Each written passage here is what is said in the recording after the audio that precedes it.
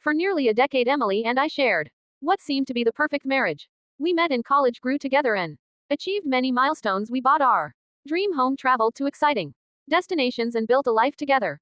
She was not only my wife but also my best friend, and I thought we were partners in everything. However, the cracks in our relationship didn't appear overnight. They were subtle at first. Emily started spending more time on her phone and working longer hours at first. I brushed it off as just the pressures of life, maybe stress, maybe just a phase.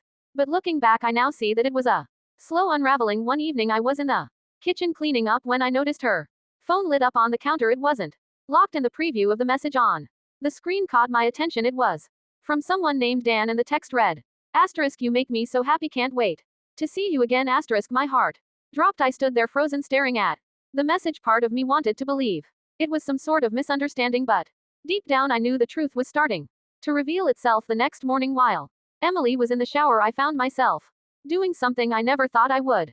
Going through her phone. What I found crushed me. There were explicit and deeply emotional messages between Emily and Dan. They exchanged I love yous, talked about their secret dinners, and made plans for future meetups. What hurt even more was seeing how she spoke about our life together. She mocked it, saying she felt trapped in our marriage. The pain I felt was indescribable. I felt betrayed, but I didn't confront her right away. I needed time to process it all, to understand what was happening and to gather myself before I said anything. I made the decision to hire a private investigator to verify what I already suspected. Within a week, he provided me with a file that confirmed everything I feared. It contained photographs of Emily and Dan meeting at a hotel, receipts from expensive dinners, and even pictures of them kissing in public. The weight of the evidence made it undeniable. The confrontation came on a Friday night.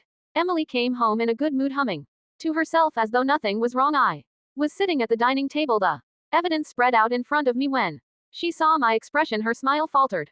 I asked her to sit down, and there was an icy tone in my voice that I had never used before. As I slid the evidence toward her, she tried to deny everything. At first, she claimed that Dan was just a friend, and that I was being paranoid, but as I read out her messages and pointed to the photos, the truth began to sink in. Her face fell and she broke down into tears. I didn't mean for it to happen, she sobbed, asterisk, it was a mistake, asterisk, but it was too late. The hurt, the betrayal was too deep to be brushed off as a mistake. I felt shattered, and I knew that nothing would never be the same again. I lost it. This wasn't some accidental mix-up with hotel bookings or an innocent exchange of love notes. No, Emily's actions were deliberate. She chose time and time again to betray me. I had trusted her, believed in our relationship, and yet she decided to go behind my back. The final straw came when I confronted her, demanding she pack her things and leave. She begged me for another chance, promising she would end things with Dan and seek therapy, but it was too late. The damage was done, and I no longer trusted her. She left that night, taking only a suitcase. The house, once filled with warmth and love, now felt cold and desolate. I thought the worst was behind me, that the hardest part was over, but I was wrong. 3 days later, there was a knock at my door. I opened it to find Dan standing there, looking nervous and completely out of place. I could feel my anger rising as I asked him what he wanted. He hesitated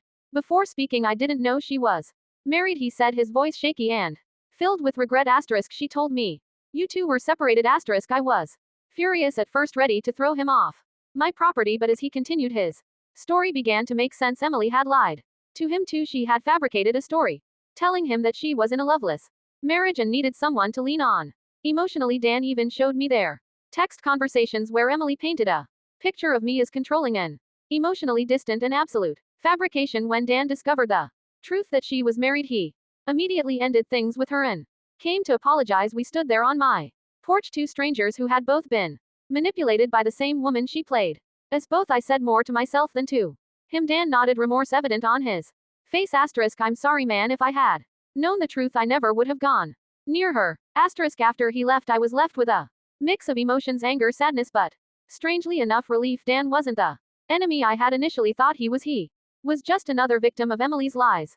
I spent the next few days processing everything. I reached out to close friends and family, telling them the truth, and I cut off anyone who tried to guilt me into taking Emily back. I filed for divorce, refusing to let her continue dragging me through more pain. Emily tried to reach out multiple times, sending long apologies and promises to fix things. She even showed up at my house once, but I refused to let her in. I had made my decision and there was no going back. Months later, I learned through mutual friends that Emily's life had fallen apart. Dan, as it turned out, wanted nothing to do with her. Her lies had caught up to her at work and Everything seemed to be unraveling. Meanwhile, I was rebuilding my life. I focused on myself, working out, traveling, and picking up hobbies I had neglected for so long. The betrayal, as painful as it was, became a turning point in my life. It taught me the importance of self-respect and the value of surrounding myself with people who genuinely cared about me. As for Emily, she became a distant memory, nothing more than a lesson in the fragility of trust. Love is precious, but trust once broken is nearly impossible to repair.